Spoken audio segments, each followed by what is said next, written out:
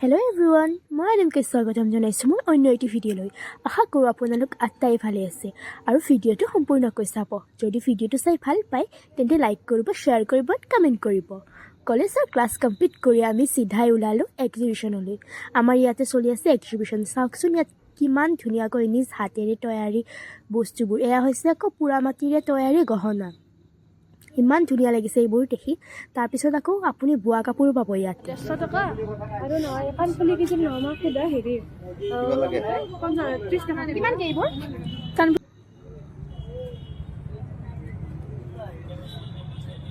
Cinema এয়া আকৌ মৰাপাটৰে তৈয়াৰী কাপ প্লেট সৰু সৰু। কিমান মৰম লাগিছে চাওকচোন।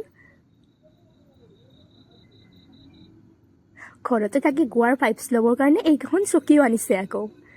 তাৰপিছত আকৌ চিধাই আহিলোঁ আমি কিবা এটা খাবলৈ। ভিডিঅ'টো সম্পূৰ্ণকৈ চোৱাৰ বাবে বহুত বহুত ধন্যবাদ।